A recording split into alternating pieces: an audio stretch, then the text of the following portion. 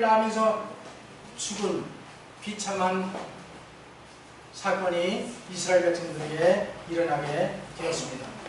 이 모든 결과는 결국 이스라엘이 여호와 하나님을 버리고 우상을 섬겼기 때문에 이르러온 결과였습니다. 그렇게 됨으로 말미암아 이스라엘은 언약궤가 빼앗겼기 때문에 성막 봉사가 멈춰버리고 말았다고 했습니다. 그런데 하나님께서 역사하셔서 블레셋에서 빼앗겼던 하나님의 언약궤가 7달 만에 암소들의 헌신과 희생으로 베스메스에 다시 돌아왔습니다. 그러나 베스메스 사람들이 이 신성한 하나님의 언약궤를 들여다봄으로 말미암아 하나님께서 그에게 재앙을 내리사 70인이 죽었다고 했습니다. 베스메스 사람들은 하나님의 법궤를 두려워하여 기럇 사람들에게 법궤를 옮겨가도록 요청했습니다. 그때 기럇 사람들은 기쁨으로 하나님의 언약궤를 옮겨와서 레위 사람 아비나답 집에 안치하고 그의 아들 엘리야사를 구별하여 법궤를 지키도록 하였습니다.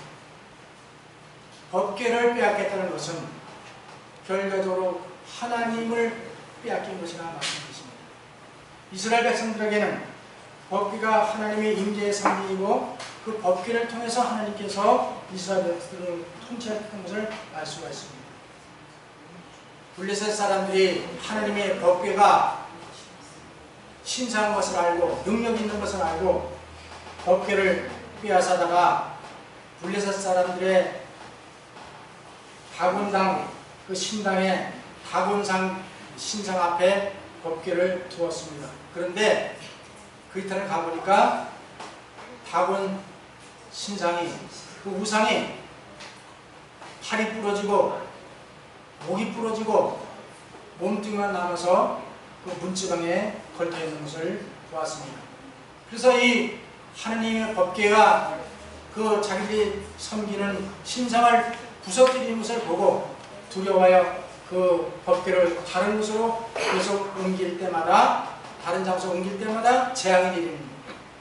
독종이 내려서 그 많은 블레셋 사람들을 죽이고 그 재앙이 임했을 때에 이 블레셋 사람들은 다시 법궤를 이스라엘 사람들이 가져가도록 요청을 했고 그 암소를 통해서 법궤를 실어서 다시 베스메스로 옮기게 되었습니다.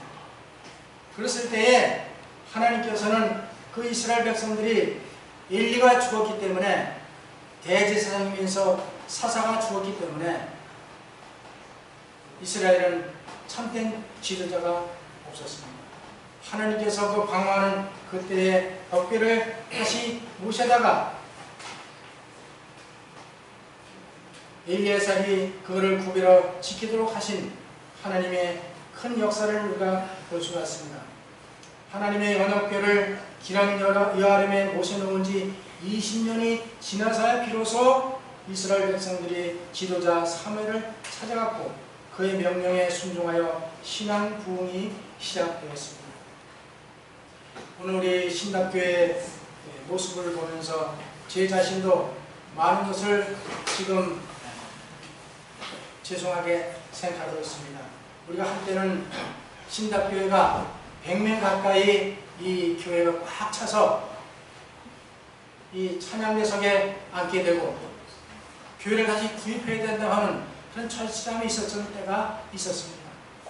근데 지금 이 교회가 거의 한 반 이상이 비온 자리를 볼 때 마음이 아프고 저와 우리 모두가 다시 한번 이 시간에 이 본문의 말씀을 통해서 우리 신답교회가 참된 부흥이 이르러오길 간절히 바라면서 말씀을 준비했습니다. 아멘. 그러면 첫째, 어떻게 하면 참된 신앙 부흥을 가져올 수 있는지 본문의 말씀을 보고 살펴보도록 하겠습니다.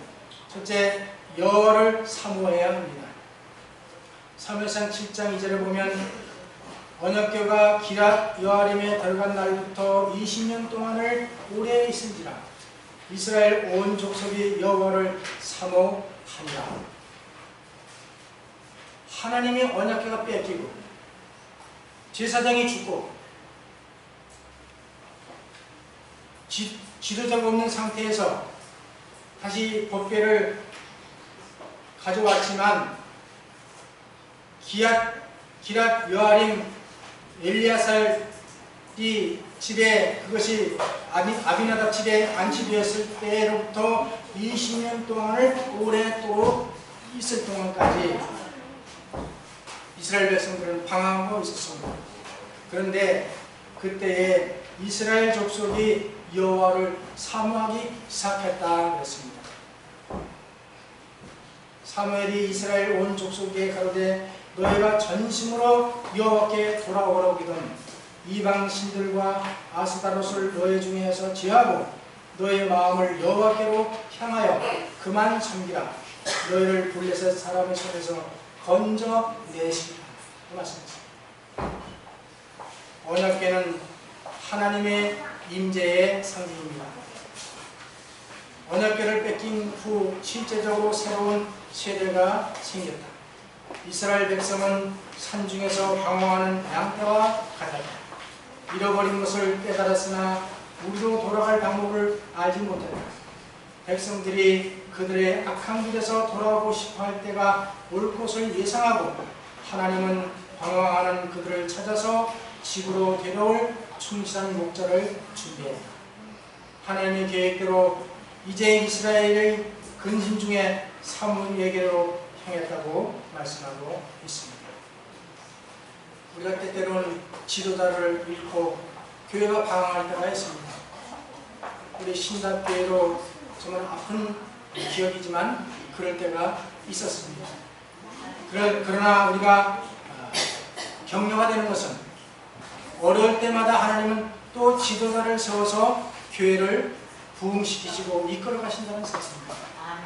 오늘 우리 신답교회가 어려운 그런 일들을 겪었을 때에 하나님이 또 종을 보내셔서 이 교회를 이끌어서 이만큼 수습하고 인도하신 것에 감사를 드립니다.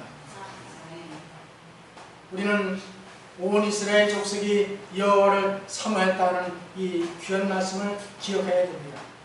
사모하다는 말은 애틋하게 생각하고 그리워하는 것입니다. 이스라엘 백성들이 언약궤가 아비나답 집에 20년 동안 머물 동안에 하나님을 잊어버려 살았지만은 오랜 세월이 지난 후에 그들은 깨닫게 된 것입니다. 정말 하나님을 올바로 섬기는 자에게는 복이 이르러 온다는 사실을 깨달았을 때에 그들이 회개하고 그들이 여호와를 사모하기 시작한 것입니다. 우리가 그리운 사람을 사모해본 경험이 있습니다. 우리 함께 살 때는 잘 그걸 못 느끼지만은 우리 곁을 떠나 있을 때는 그 빈자리를 우리가 느낄 수 있는 것처럼 하나님의 언약궤를 빼앗긴 후에 이스라엘 백성들은 진정으로 회개하는 그런 마음을 가졌습니다.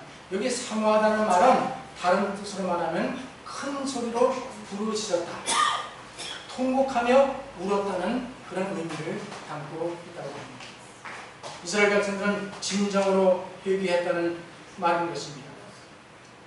하나님께서는 하와가 불순종하고 선악과를 따먹은 후에 그에게 말씀하기를 내가 내게 잉태하는 고통을 크게 더하리니 내가 수고하고 자식을 낳을 것이며 너는 남편을 사모하고 남편은 너를 다스릴 것이니라 고 말씀하십니다. 하와가 범죄한 후로 하나님께서 잉태하는 고통을 더하게 하셨고 또 수고하여 자식을 낳는 그런 고통을 주셨으며 남편을 사모하고 살라고 말씀하십니다. 베드로후서 3장 12절에는 하나님이 날이 임하기를 바라보고 간절히 사모하라고 말씀하십니다. 우리는 간절히 사모하는 그런 마음을 가지고 살아가야 되겠습니다. 디모데후서 4장 8절에 이제 이후로는 나를 위하여 의의 멸관이 예비되었으므로 주 곧 의로우신 재판장이 그날에 내게 주실 것이니, 바울에게 주실 것이니 내게만 아니라 주의 나타나심을 사모하는 모든 자에게니라고 말씀했습니다. 우리는 주의 나타나심을 사모하는 재림 성도들입니다. 이스라엘 백성들이 언약궤를 사모하고 하나님을 사모하고 그렇게 할 때에 신앙 부흥이 이르러 온 것처럼 우리는 우리 여호와 하나님을 사모하는 그런 마음을 가질 때 우리 개인의 그런 신앙의 부흥이 시작된다고 말씀하고 있는 것입니다. 히브리서 기자는 저희가 이제는 더 나은 곤양을 사모하니 곧 하늘에 있는 것이다. 또 시편 기자는 말씀하기를 하늘에서는 주 외에 누가 내게 있으리요 땅에서는 주밖에 나의 사모할 자가 없나이다라고 간증하고 있습니다. 이 땅에서 우리는 누구를 사모하며 살아야 될까요? 우리는 이스라엘 백성들이 여호와를 사모할 때부터 신앙 부흥이 시작했던 것처럼 우리는 여호와를 사모하는 그런 삶을 사시길 간절히 바랍니다. 야곱이 라헬을 사모하였으므로 외삼촌 라반의 집에서 사랑하는 라헬과 결혼하기 위하여 14년을 머슴살이를 하였습니다. 그러나 그는 그 14년을 수일같이 여겼다 그랬습니다. 사랑하는 하나님을 사랑하면 사랑하는 자를 사모하는 것입니다. 자녀가 부모를 필요로 하는 것처럼 우리가 정적으로 하나님을 필요하기를 원하고 계십니다. 하나님께서는 우리의 마음에 일부를 들으기를 원하시는 게 아니고 우리 마음의 전부를 들으시기를 원하는 것입니다. 20년간 원수의 압박으로 고생을 당한 후에야 이스라엘 백성들은 여호와를 사모하였다고 정언의 말씀은 말하고 있습니다. 탕자가 어떻습니까? 탕자가 아버지 집에 있을 때는 부족함이 없고 모든 것을 누릴 수 있었지만 아버지하고 같이 사는 것이 그에게는 그것이 별로 행복을 못 느꼈습니다. 그래서 자기의 노랄 몫을 달라고 해서 그 재산을 가지고 먼 나라로 가서 허랑방탕하고 허비하고 났을 때에 먹을 것이 없어서 돼지 치는 쥐온 열매를 먹으려고 했지만 주는 자가 없었다고 했습니다. 이게 고생을 하고 난 다음에야 깨닫는 게 인간인 것 같습니다. 저 자신도 마찬가지지만 우리 모두가 풍족하고 잘 될 때는 부모님을 잊어버릴 때가 있죠. 고생을 실컷 해본 다음에 부모님의 그 사랑과 그 보살핌을 느끼는 것처럼 이스라엘 백성들도 하나님의 언약궤가 20년 동안 방치되었을 때 그들이 비로소 여호와를 사모하였다고 말하고 있는 것입니다. 예수님의 제자들도 그들과 마찬가지로 그들은 어려움에 봉착할 때마다 그들을 도와주시던 예수님의 임재를 간절히 사모하게 되었다고 말씀하고 있습니다. 하나님은 사람을 만들 때에 영혼을 사모하는 마음을 주셨습니다. 그리스도인들은 하나님을 사모하고 말씀을 사모하고 성전을 사모하고 예배를 사모하고 영혼을 사모해야 합니다. 하나님을 사모하면 하나님을 만나기를 고대하고 있고 또 하나님을 만나기 위해서 하나님의 말씀을 보게 되고 또 하나님을 만나고 성도들을 만나기 위해서 교회 예배에 참석하게 되는 것입니다. 그러므로 신앙의 참된 부흥은 하나님을 사모할 때부터 시작되는 것입니다. 두 번째로 신앙의 참된 부흥은 모든 우상을 제거하고 여호와만 섬겨야 합니다. 사무엘상 7장 3절 사무엘이 이스라엘 온 족속에 이르러 가로되 너희가 전심으로 여호와께 돌아오려거든 이방 신들과 아스타로스를 너희 중에서 제하고 너희 마음을 여호와께로 향하여 그만 섬기라. 너희를 블레셋 사람에서 건져 내시리라. 이에 이스라엘 자손이 바알들과 아스타로스를 제하고 여호와만 섬기니라. 이스라엘 백성들이 우상을 섬겼을 때에는 그들의 신앙이 퇴보되고 이스라엘에 많은 재앙이 내리게 되었습니다. 그러나 그들이 우상을 제거하고 여호와만 섬겼을 때에 신앙 부흥이 시작되었습니다. 이스라엘 백성들은 그들이 섬기던 우상 예배에서 회개하고 돌이키는 것이 필요했습니다. 이스라엘 백성들은 바알과 아스타로스를 섬겼습니다. 그러므로 하나님이 그들의 마음에 있을 자리가 없었습니다. 우리 마음속에 누구를 모시냐에 따라서 우리의 생활이 변화되는 것입니다. 우상을 모셨을 때는 우상을 따라 살아가는 것이고, 하나님을 모셨을 때는 하나님 말씀대로 살아가게 되는 것입니다. 우상을 모시면 하나님 모실 자리가 없는 것입니다.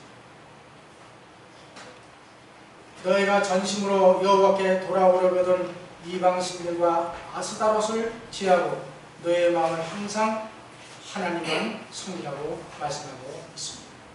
사무엘의 전심으로 여호와께 돌아오는 말은 이스라엘 백성들이 섬기고 있는 우상을 뿌리채 완전히 근본까지 완벽하게 제거하고 돌아오라는 명령인 것입니다. 그러면 너의 블레셋 사람의 손에서 너를 건져내시리라고 약속이 주어졌습니다. 여기 이스라엘 백성들이 섬기던 우상 아스타롯은 자연 생식 능력을 대표하는 신이었습니다.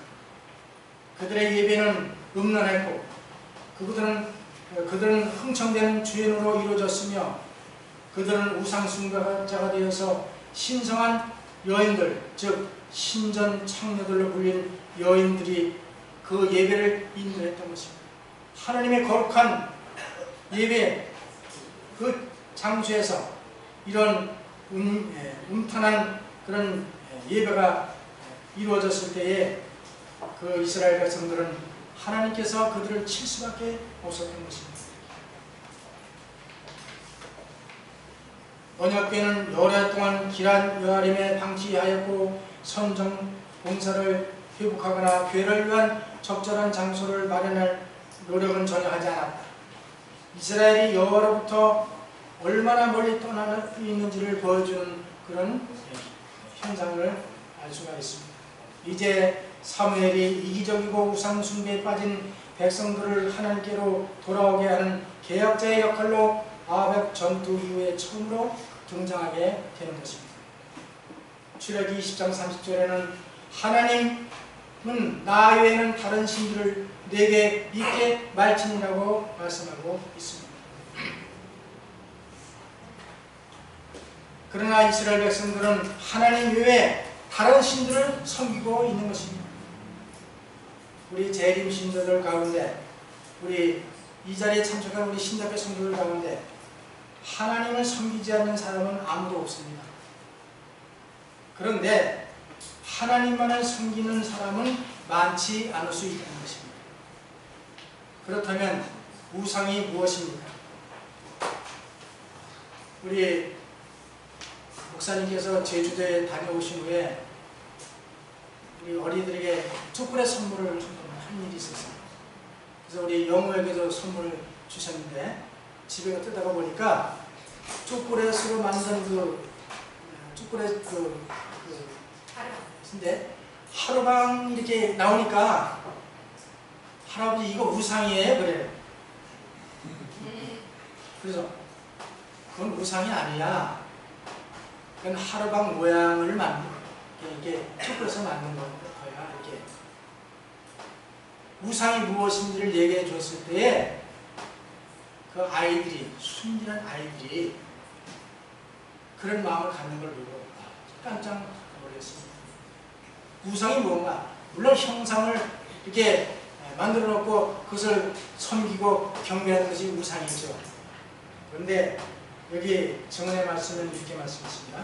창조주 하나님보다 더 사랑하는 것이 우상이다. 우리 창조주 하나님보다 더 사랑하는 것이 우상이 될 수 있다는 것입니다. 그것은 다시 말하면 사랑하는 아내가 하나님을 더 사랑스러우면 어쩌면 우상이 될 수도 있다는 말입니다. 그것이 자녀가 될 수도 있고 재물이 될 수도 있고 명예가 될 수도 있다는 것입니다. 아내를 사랑하고 자녀를 사랑하고 모든 사랑하지 말라는 것이 아니고 하나님보다 더 관심을 가지고 사랑하는 것은 우리에게 우상이 될 수 있다는 그런 말씀인 것입니다. 그렇기 때문에 어떤 때는 내 자신이 우상이 될 수도 있다는 것입니다. 하나님께만 경배하고 사소한 것은 다 내버리고 여호와께 나아가서 그분만을 섬겨야 한다고 말씀하고 있습니다. 우리 삶 속에 있는 우상이 될 수 있는 모든 것은 눈에 보이는 것이나 마음속에 있는 것까지라도 과감히 제거하고 하나님만 섬기라는 것이 사무엘의 명령이었습니다. 고대 이스라엘에게 주었던 이 경험이 바로 우리들의 경험이 되어서 그들의 신앙의 참된 부흥이 일어났던 것처럼 오늘날 우리 신답교회에 참된 부흥이 일어나기를 간절히 바랍니다. 아멘. 회개는 하나님께로 돌아가라고 하는 자들이 모두 내디뎌야 할 첫 계단이라고 말했습니다. 회개는 이스라엘 백성들이 회개하고 여호와를 사모할 때 신앙 부흥이 시작되었고 이스라엘 백성들이 우상을 제거하고 여호와 하나님만을 섬길 때에 신앙 부흥이 시작되었던 것처럼 우리 마음속에 있는 이런 모든 우상들과 하나님과 관계에서 장애물이 되는 것은 과감히 지어내어 버리는 것이 우리의 회개의 첫 계단이라고 말씀하고 있습니다. 신앙의 참된 부흥은 모든 우상을 제거하고 여호와를 섬길 때부터 시작되는 것입니다. 마지막으로 세 번째, 신앙의 참된 부흥은 지도자의 명령에 따라 순종하고 연합하여 기도하며 회개할 때에 이르러 온다는 것입니다. 사무엘상 7장 5절 사무엘이 가로되 이스라엘은 미스바로 모이라 내가 너희를 위하여 여호와께 기도하리라 하며 그들이 미스바에 모여 물을 길어 여호와 앞에 붓고 그날에 금식하고 거기서 가로되 우리가 여호와께 범죄한나이다 하니라. 사무엘이 미스바에서 이스라엘 자손을 다스리니라. 세 번째로 지도자의 명령에 따라 순종해야 됩니다. 지도자는 하나님께서 세우셨기 때문에 그 지도자의 말씀을 순종할 때에 참된 신앙이 이르러 오는 것입니다.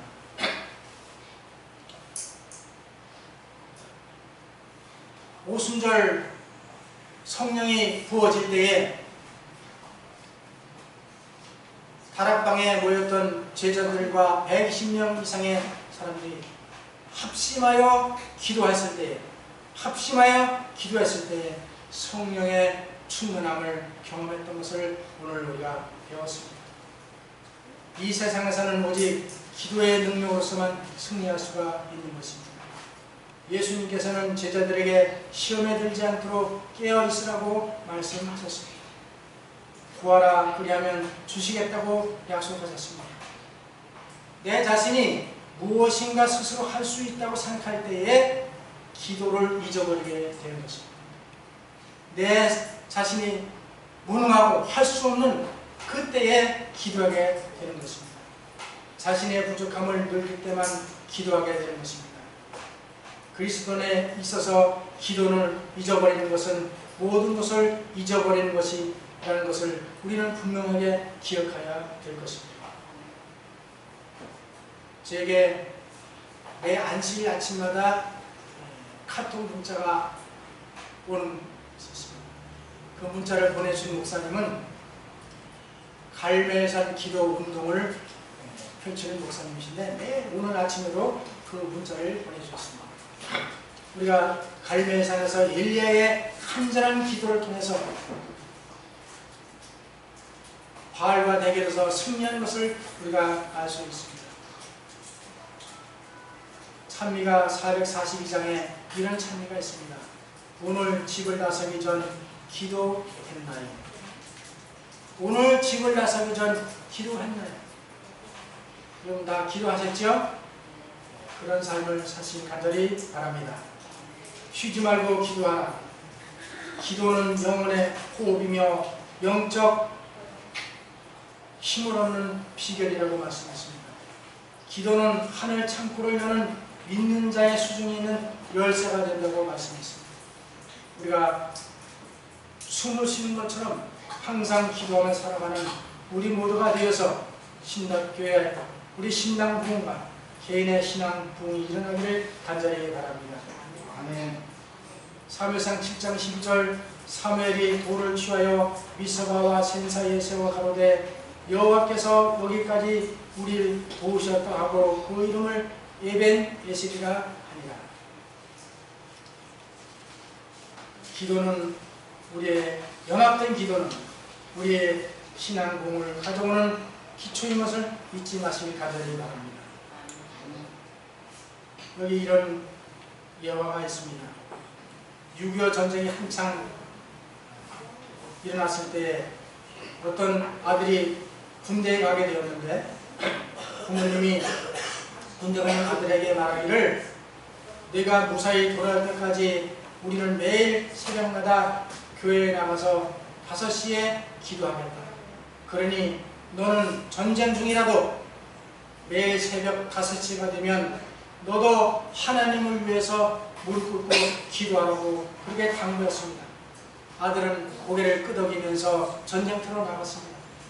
그런데 그 아들은 그 말을 늘 기억하면서 전쟁터에 가서 보초를 섰지만 때로는 그것을 잊어버리고 자기 그 전쟁의 터에서 어머니 아버지가 부탁했던 그 일을 잊어버렸습니다. 근데 하루는 한밤중에 보초를 서다가 새벽이 되었는데 갑자기 부모님 얼굴을 생각하면서 부모님이 부탁했던 매 새벽마다 내가 너를 위해서 기도하겠다고 하는 생각이 나서 그 자리에 무릎 꿇고 간절히 기도했습니다. 기도하는 순간에 큰 소리가 나더니 총알이 머리 위로 스쳐 지나가는 것입니다. 그때 그 아들은 깨닫기를 그 순간에 무릎 꿇고 기도하지 않았다면 그 아들은 그 총알에 맞아 죽었을 것입니다. 그래서 이 아들은 그 기도하는 순간에 목숨을 건졌기 때문에 그 외에 하나님을 진실히 믿는 그런 아들이 되었다는 이야기가 있습니다. 마지막 때는 정말 선악간의 대전투가 있는 지금 이 세상입니다.